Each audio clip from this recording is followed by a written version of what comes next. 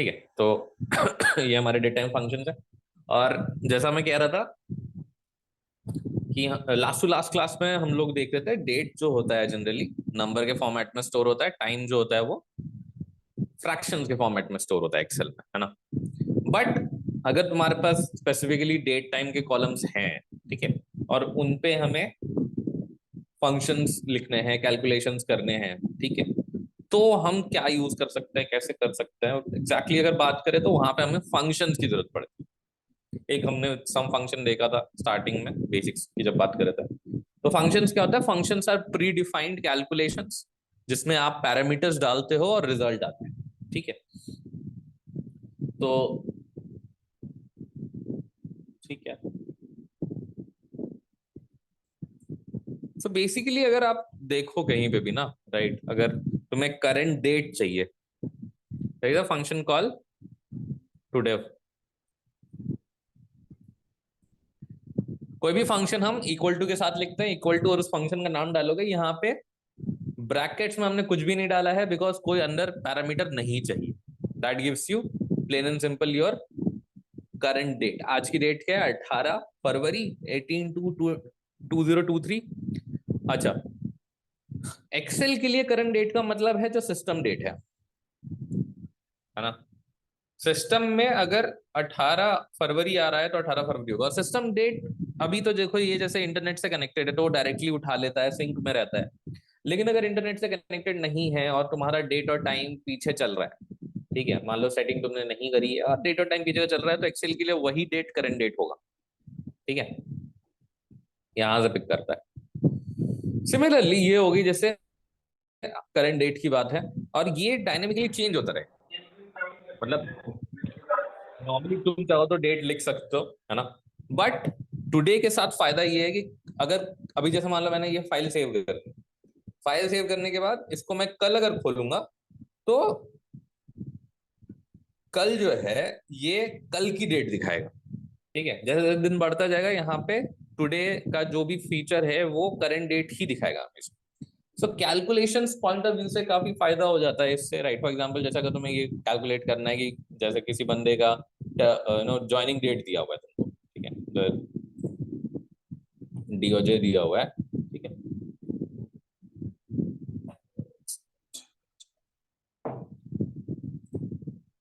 एक कॉलम है तुम्हारे पास डेट ऑफ ज्वाइनिंग का, ठीक है, और तुम्हें निकालना है या तुम्हें कैलकुलेशन में रखना है कि एग्जैक्टली exactly कितने दिन से वो काम कर रहा है, ठीक है, टेन्योर इन डेज।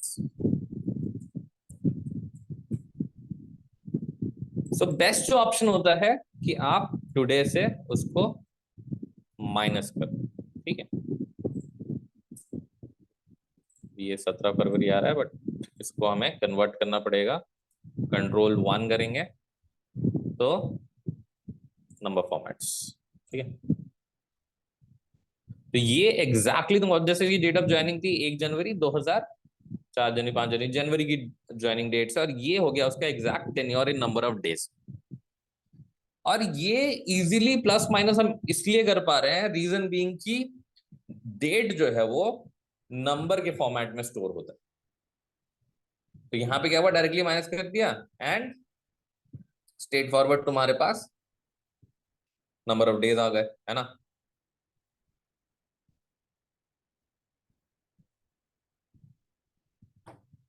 सो ये हो गया अगर तुम्हें करंट डेट चाहिए खाली। अगर तुम्हें करंट डेट और टाइम दोनों चाहिए तो हम नाउ फंक्शन यूज करते हैं।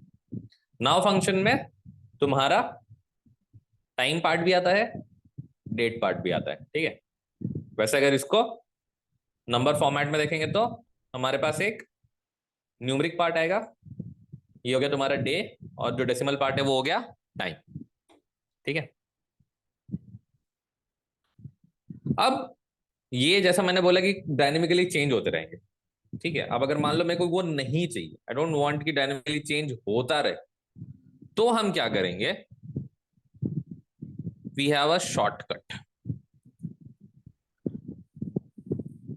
अगर आप कंट्रोल सेमीकोलन कहीं पे यूज करते हो, सो करंट डेट देगा और ये स्टैटिक रहेगा, this is not going to change. और अगर तुमने कंट्रोल शिफ्ट सेमीकोलन यूज किया तो टाइम आता है, ठीक है। कंट्रोल सेमीकोलन से डेट, कंट्रोल शिफ्ट सेमीकोलन से time.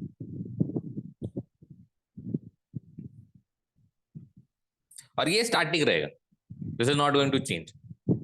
So most of times क्या होता है कि जैसे मान लो तुम कहीं पे डेटा एंट्री कर रहे हो या तुम कोई लॉग्स मेंटेन कर रहे हो, तो किस पर्टिकुलर डेट टाइम पे वो लॉग था, ठीक है। अब वो तो हम नहीं चाहेंगे कि डायनेमिकली चेंज होता रहे, तो आप कंट्रोल, जैसे मान लो कि तुम्हारा लॉग वन लॉग टू जो भी रिमार्क है, ठीक है। जैसे कई कई जगह पे तुम एंट्री और एग्जिट मॉनिटर किए जाते हैं कि कौन आ रहा है कौन जा रहा है, ठीक है, कब आ रहा है कब जा रहा है, इन आउट मेंटेन किया जाता है।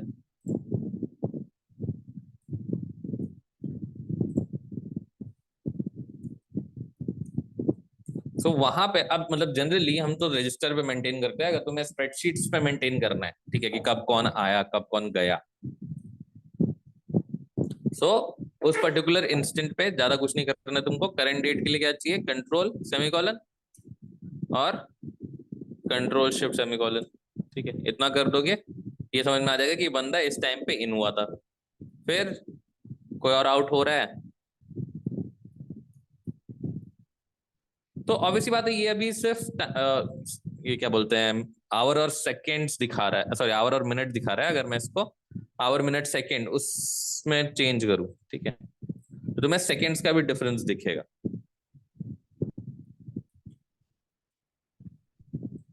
ठीक है। Control semicolon, control shift semicolon और कंट्रोल वन।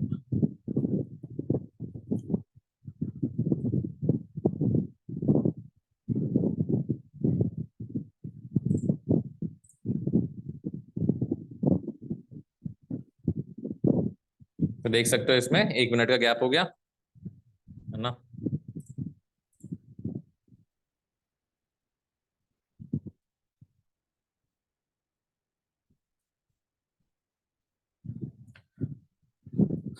और ये चेंज नहीं होने वाला, ठीक है। हम ये स्टैटिक ही चाहते हैं, हम यहाँ पे डायनामिक नहीं रखना चाहते, ऑब्वियसली बात है, क्योंकि उसका एक स्पेसिफिक टाइम है जब वो आया था जब वो गया है, ठीक है।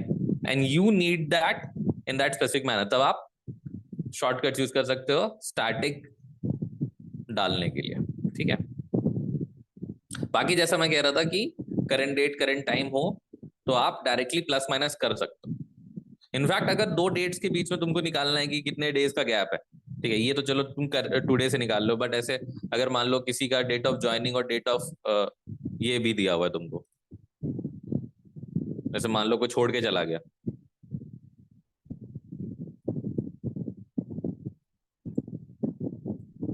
टर्मिनेशन डेट भी है तुम्हारे पास, है ना।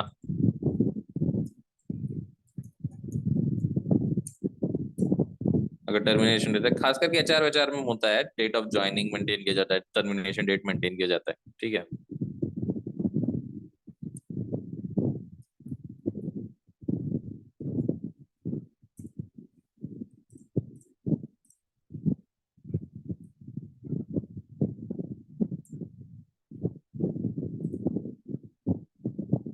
तो हम क्या करेंगे, ज्यादा कुछ नहीं करना है, स्ट्रेट एंड फॉरवर्ड ये डेट है तुम्हारे पास, जब छोड़ के गया था ये डेट था जब उसने ज्वाइन किया था, और ये तुम्हारा टोटल नंबर ऑफ डेज आ गया जितने दिन उसने काम किया। हाँ लेकिन सबके लिए सेम नहीं आएगा ऑब्वियसली, बिकॉज मैंने यहाँ पे बस ड्रैग किया है, बट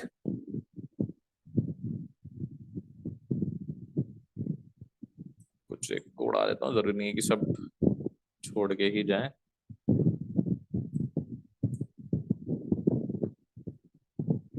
सो करेंट डेट के हिसाब से ये लोग छोड़ के जा चुके हैं, इनका टेन्योर मैटर नहीं करता, है ना। जिनका टर्मिनेशन डेट है उनके लिए हम निकालेंगे, छोड़ो बता देता हूँ, जिनका टर्मिनेशन डेट है उसके लिए आप टोटल कितने दिन उन्होंने काम किया है, बाकी जो लोग अभी भी काम कर रहे हैं उसका टुडे से निकालेंगे, है ना।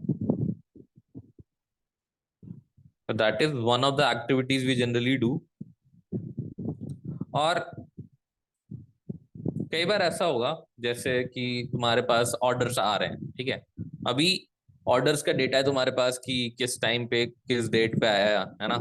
तुमको मंथली ये चेक करना है कि कितने ऑर्डर्स आए हैं मेरे पास।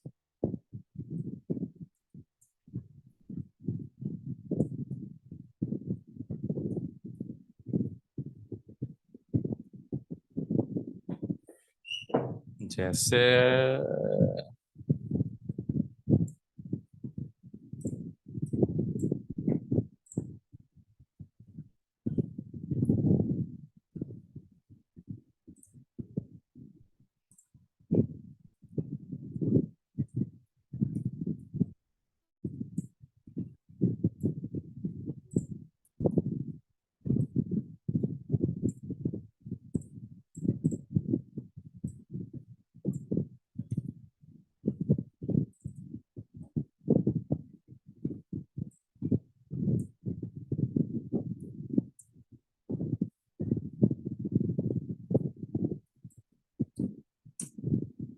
तो ये स्पेशल किया मैंने यहाँ पे, है ना। तो ये मेरे ऑर्डर आईडीज हो गए, मेरे डेट्स हो गए। अब मेरे को ये देखना है कि मंथ ऑन मंथ कितने ऑर्डर्स आए हैं, या मंथ ऑन मंथ क्या ऑर्डर रहा है। तो पहले मेरे को मंथ एक्सट्रैक्ट करना पड़ेगा, ठीक है, या डे एक्सट्रैक्ट करना पड़ेगा अगर तुम्हें स्पेसिफिक पार्ट्स चाहिए, ठीक है। जैसे मान लो मंथ निकालना है, डे निकालना है, ईयर निकालना है। अगर ईयरली भी देखना है तो मेरे को ईयर पता होना चाहिए अलग से। सो मंथ निकालने के लिए हमारे पास फंक्शन होता है मंथ, ठीक है, इक्वल टू मंथ, और हमने वो डेट ले लिया। अब तुम देख सकते हो ये स्पेसिफिकली मेरे पास मंथ ऑन मंथ का। अब मैं स्पेसिफिकली यहाँ पे मंथ ऑन मंथ देख सकता हूँ कि मंथ में क्या मेरा टोटल काउंट रहा है, मतलब आगे निकाल सकते हो। डे निकालना है तो हम डे फंक्शन यूज करते हैं, इक्वल टू डे, ठीक है।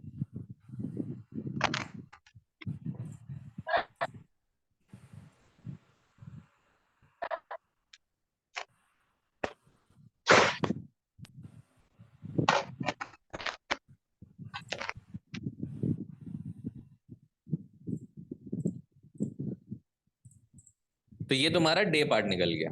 सिमिलरली ईयर निकालने के लिए हमारे पास होता है ईयर, ईयर फंक्शन होता है ना। इसमें भी हमने डेट निकाल लिया है। सो अब तुम क्लियरली देख सकते हो 2019 में दो ही ऑर्डर थे, बाकी सारे ऑर्डर तुम्हारे 2020 के हैं, ठीक है। अगर डे ऑन डे का मेरे को देखना है किस तरीके से चेंज हो रहा है, मतलब कई बार ऐसा होता है कि हम ट्रेंड्स निकालते हैं, मंथली ट्रेंड्स, कि हर मंथ में मैं किस दिन पे ज्यादा ऑर्डर्स एक्सपेक्ट कर रहा हूँ, ठीक है, कि एक साल में किस मंथ में ज्यादा ऑर्डर्स एक्सपेक्ट कर रहा हूँ। ऐसे भी ट्रेंड्स निकालना पड़ता है। तो उसके लिए हमें इंडिविजुअल पहले पता होना चाहिए, मंथ क्या है, डे क्या है, ईयर क्या है। तो हमारे पास ये function equal to month, date ले लिया, इक्वल टू डे, डेट ले लिया, इक्वल टू ईयर, डेट ले लिया, और ये आ गया, ठीक है।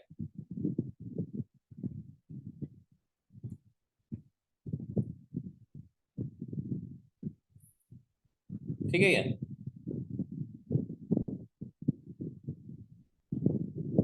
अब से सपोज कि मुझे क्या चाहिए, अगर मेरे पास अलग अलग दिए हुए मंथ, डे और ईयर, और उससे मेरे को एक एग्जैक्ट कंप्लीट डेट बनाना है, ठीक है। तो हम क्या करेंगे,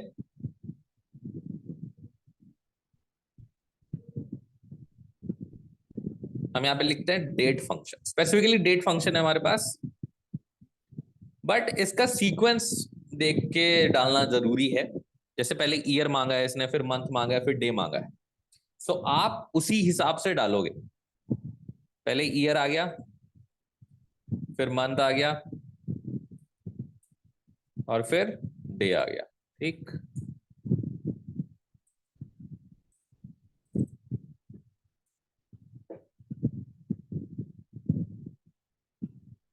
सो अगर वापस से रिक्रिएट भी करना है तो मेरे पास डेट फंक्शन है, ठीक है। अब सेम अगर टाइम के साथ है, अगर मान लो यहाँ पे टाइम स्टैम्प भी होता, जैसे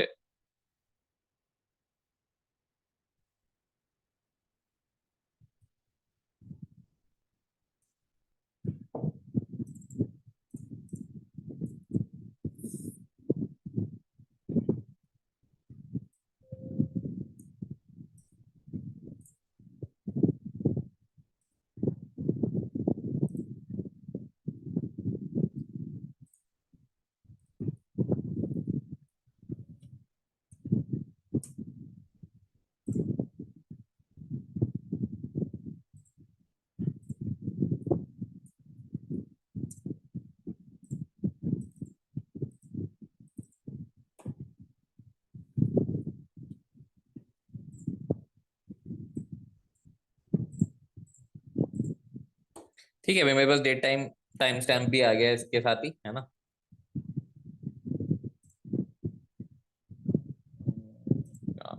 सेकेंड्स भी ऐड कर देता हूँ।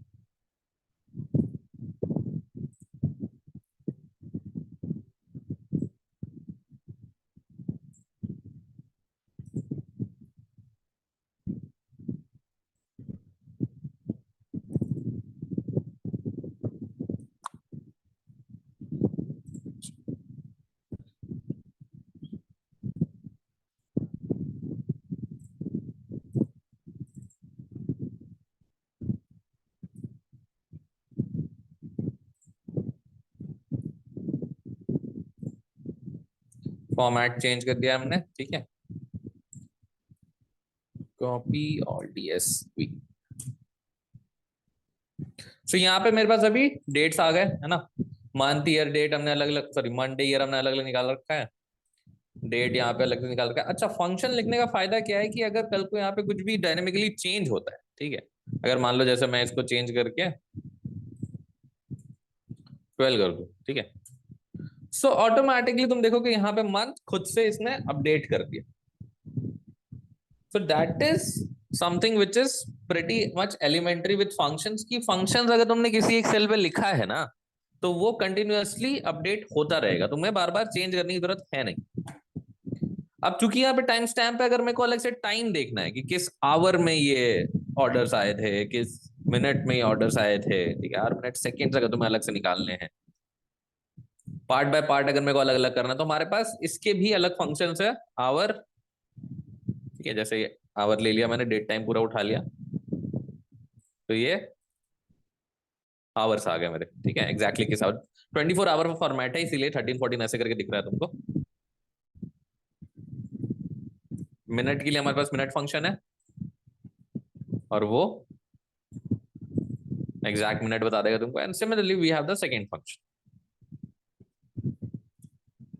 सो आवर मिनट सेकंड, क्या सेकंड 45 45 है, तो ओके, कोई दिक्कत नहीं है। एंड सिमिलरली सेम एज जैसा हम वहां पे कर रहे थे, अगर मेरे को पूरा पूरा टाइम का पार्ट क्रिएट करना है, आवर मिनट सेकंड अलग से दिए हुए और मेरे को टाइम चाहिए, तो हम टाइम फंक्शन यूज करते हैं। अगेन नीचे जो सीक्वेंस लिखा हुआ है, आवर मिनट सेकंड, है ना,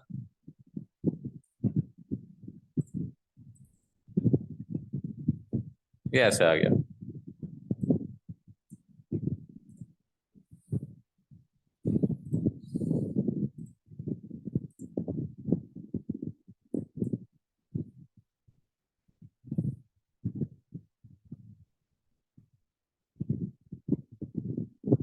ठीक है,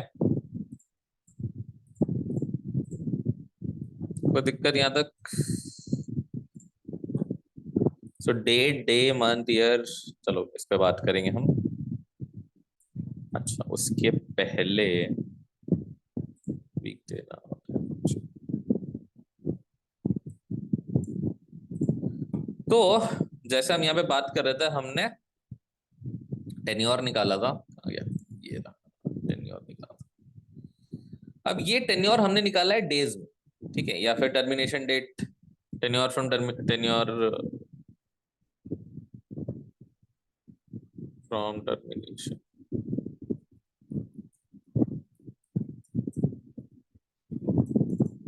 ये सब आ रहा है डेज में, ठीक है। अगर कोई मेरे से पूछता है कि ईयर कितने साल काम किया उसने, अब यहाँ पे जैसे ये बंदा 2001 से ले, सॉरी 2000 से लेकर के 2015 तक काम करे, तो 15 साल का अच्छा खासा टेन्योर था उसका। सिर्फ डेज में हम देख करके ये नहीं बता सकते कितने डेज, सॉरी कितने ईयर्स थे, कितने मंथ्स थे। अगर तुमको ईयर्स भी देखने हैं, मंथ्स भी देखने हैं, इस तरीके से तुमको अगर एनालाइज करना है, ठीक है, कि एग्जैक्टली कितने महीने कितने साल काम करके गया है, तो हमारे पास हम डायरेक्टली माइनस करके वो नहीं निकाल सकते, हमें एक फंक्शन यूज करना पड़ता है, डेट डिफ। अच्छा, डेट डिफ पुराना फंक्शन है, इसलिए तुमको उसका नीचे फॉर्मूला नहीं दिखेगा।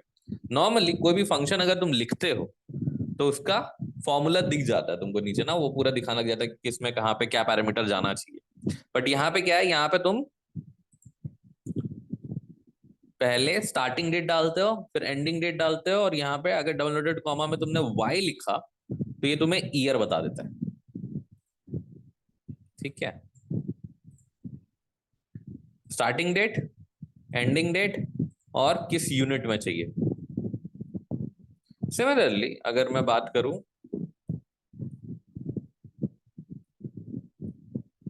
डेट डिफ, ठीक है, डेट डिफ फंक्शन है मेरे पास। Starting date, ending date, months. So months भी बता देता है कि ठीक है इतने महीने का गैप था, या इतने महीने तक वो काम किया है, इन दोनों डेट्स के बीच में इतने महीने थे। बाकी टोटल नंबर ऑफ डेज तो तुमको पता ही है।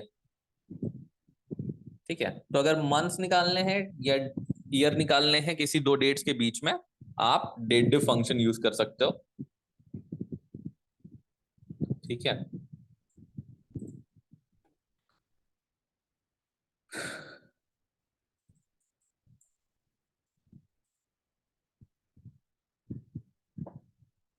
Now let's talk about E date, EO month, ये कहां पे यूज होता है। तो जैसे यही टेन्योर की बात करते हैं।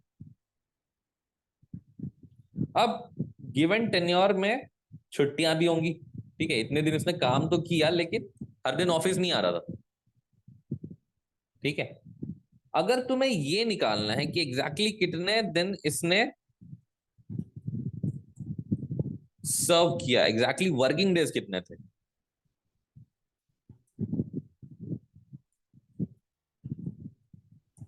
Month of service. बट अगर मेरे को वर्किंग डेज निकालना है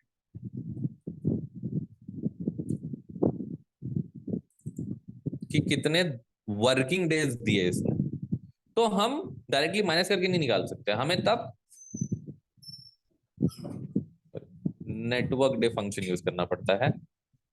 नेटवर्क डेज में क्या होता है, आप स्टार्टिंग डेट बताते हो, एंडिंग डेट बताते हो, हॉलीडे लिस्ट। देखो जो बिग ब्रैकेट्स में होता है ना पैरामीटर, दैट इज ऑप्शनल। आप वो नहीं भी दोगे तो वो फिर भी आपको रिजल्ट देगा। तो यहां पे हम क्या कर रहे हैं, हम स्टार्टिंग डेट ले लेते हैं, फिर एंडिंग डेट ले लेते हैं, हॉलीडेज, चलो अभी के लिए हॉलीडेज छोड़ देता हूं। ये दे रहा है मेरे को 3956। अब मेरे टोटल नंबर ऑफ डेज थे 5539, और वर्किंग डेज कितने 3956। तो इन दोनों में इतना गैप क्यों है। बेसिकली नेटवर्क डेज की जब भी बात होती है ना, नेटवर्क डेज सैटरडे संडे को कंसीडर नहीं करता है वर्किंग डेज। मतलब जो हमारा डिफॉल्ट वीक ऑफ है सैटरडे और संडे का, वो हटा करके बताता है कि कितने दिन आपने काम किया है। तो यहां पर आप देख सकते हो वर्किंग डेज आपके 3956, सैटरडे और संडे हटा दिया हमने, है ना।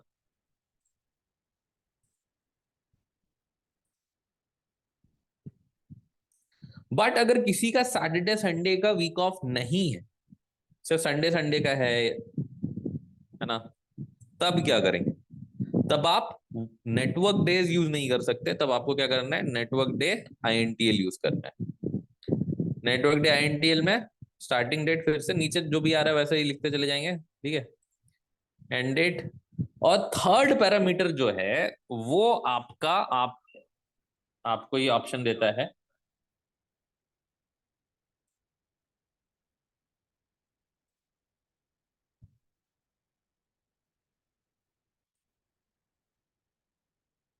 यहाँ पे आप देख सकते हो वीकेंड आ रहा है, वीकेंड में आपका ऑप्शन है कि आप बता सकते हो इसको कि कौन सा आपका वर्किंग डे था, मतलब सॉरी कौन सा आपका वीकेंड था। तो सैटरडे संडे नहीं, मेरा सिर्फ संडे संडे का वीकेंड है। तो मैं अब संडे जैसे मैंने क्लिक किया उसका कोड आ गया, कोई दिक्कत नहीं है। तो अगर सिर्फ संडे संडे छुट्टी हो किसी की, या अगर इस बंदे की सिर्फ संडे संडे छुट्टी है जैसे, तो भले ही दोनों ने exactly same number of days काम किया है लेकिन इसने ज्यादा वर्किंग डेज दिए।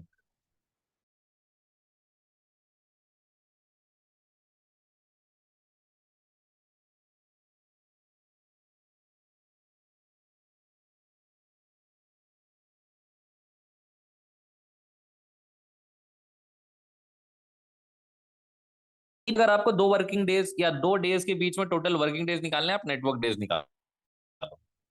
ठीक है।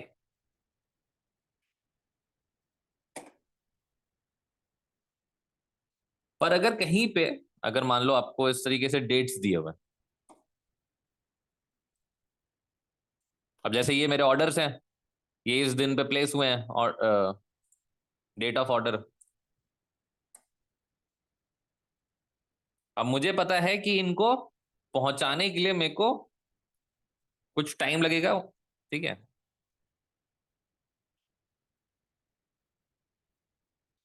डिलीवरी डेट मेरे को कैलकुलेट करनी है, तो मैं 10 वर्किंग डेज का टेन्योर लेके चलना चाहता हूँ कि डिलीवरी होगी 10 वर्किंग डेज में, 10 वर्किंग डेज के अंदर अंदर आपकी डिलीवरी हो जाएगी। तो टेंटेटिव डिलीवरी डेट कैसे निकलेगी? मुझे 10 वर्किंग डेज आगे का डेट चाहिए। 10 वर्किंग डेज की बात कर रहा हूं मैं, प्लेन एंड सिंपल 10 दिन ऐड करने की बात नहीं कर रहा, क्योंकि ऑफिस मेरा हफ्ते में से 5 दिन ही खुलता है। तो 10 वर्किंग डेज अगर मुझे अचीव करने तो 2 हफ्ते लगेंगे। ऐसा नहीं होगा कि एक हफ्ते में 7 दिन है तो 7 दिन, और अगले हफ्ते के वेंसडे ट्यूसडे तक वो डिलीवर हो जाएगा। 10 वर्किंग डेज की बात हो रही है। तो जब ये वाला सिनारियो होता है कि आपको 10 वर्किंग डेज चाहिए, डायरेक्टली प्लस माइनस करना है डेज, तो आप प्लस करके नंबर ऑफ डेज डाल दो, वो आपको बता देगा। लेकिन वहां पे वो हॉलीडेज को भी इंक्लूड करेगा। बट मुझे वो नहीं चाहिए। मुझे क्या चाहिए? मुझे चाहिए कि यहाँ पे ये वर्किंग डेज ऐड कर, तो मैं इसमें वर्क डे फंक्शन यूज करूंगा। वर्क डे स्टार्टिंग डेट ये आ गई, कितने दिन मुझे ऐड करने हैं इसमें? 10।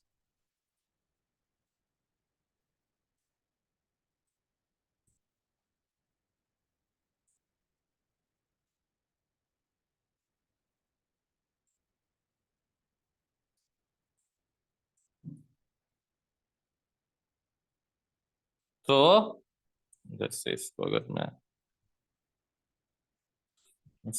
मैं डेट डे भी देखना चाहता हूँ, 4 बार डी लिखने से वो डे बता देता है। अब जैसे ये संडे को प्लेस किया किसी ने, ठीक है, अब संडे को प्लेस किया है एकदम से, उस दिन तो होगी नहीं, बीच में मेरे और भी दिन पड़ेंगे, तो वो जाकर के फ्राइडे December 13 को डिलीवर होगा। ठीक है। 1 दिसंबर को इसने ऑर्डर प्लेस किया था, 13 दिसंबर को जाके इसको ऑर्डर मिलेगा। ये 10 वर्किंग डेज की बात हो रही है। वर्क डे में भी सैटरडे संडे एक्सक्लूड कर दिया जाता है। तो ये जो वर्किंग डेज है वो सैटरडे संडे की वजह से है। ठीक है।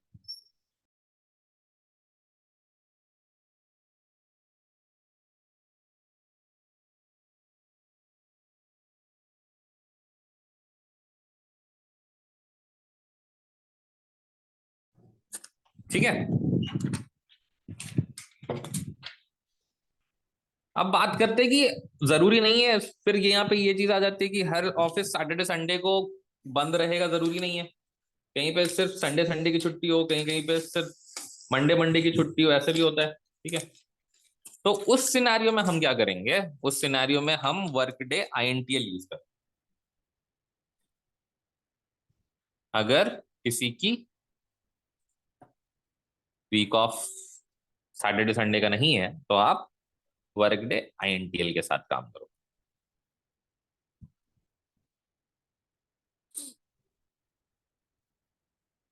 फिर से स्टार्टिंग डेट बताओगे आप, कितने दिन का गैप चाहिए? से 10 दिन का ही गैप है। यहां पे फिर से हमें वीकडे बताना होता है, दैट इज, से मैं कह रहा हूं कि हम मंडे मंडे की छुट्टी लेते हैं, और ये वापस से ऐसा आ गया। ठीक है। थोड़ा सा फर्क पड़ेगा।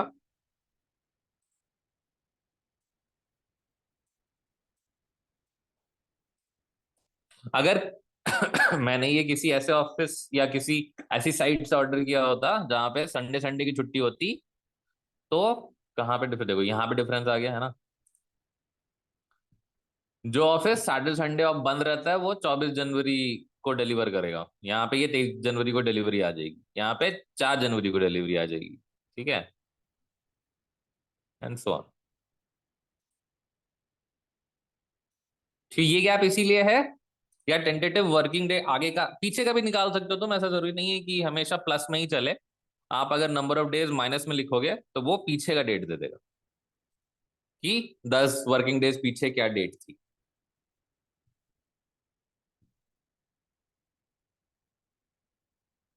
क्लियर है?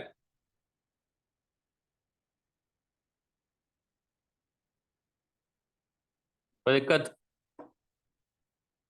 Network days, working days, week now weekday पे आएंगे हम।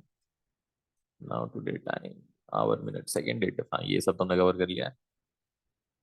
ओके,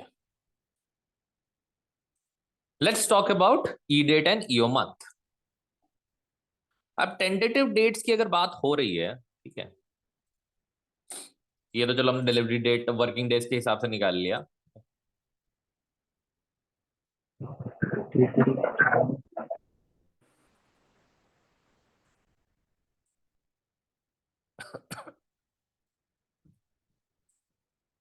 ई डेट और ईओ मंथ का क्या काम होता है? ई डेट और ईओ मंथ ऐसा कोई छुट्टी वुट्टी कंसीडर नहीं करते, वो स्ट्रेट फॉरवर्ड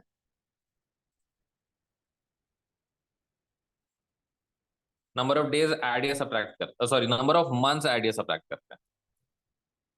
जैसे ये स्टार्टिंग डेट है मेरा, ठीक है, और मैं बोल रहा हूँ कि 2 महीने लगेंगे इस ऑर्डर को प्ले डिलीवर करने के लिए, तो मैं डायरेक्टली टेंटेटिव डेट कैसे निकाल सकता हूँ? 2 मंथ्स आगे करके। ई डेट में आप मंथ्स आगे पीछे करते हो। डेट डिफ में हम ये कर रहे थे, डेट डिफ में हम नंबर ऑफ मंथ्स और नंबर ऑफ ईयर्स निकाल रहे थे, ठीक है। जैसे फॉर एग्जांपल यहाँ पे मेरे पास डेट ऑफ ज्वाइनिंग दिया हुआ था, टर्मिनेशन डेट दिया हुआ था, तो मैंने क्या किया था, पहले आप पुरानी डेट लेते हो जो डेट ऑफ ज्वाइनिंग था, उसके बाद हम लेते हैं टर्मिनेशन डेट विच इज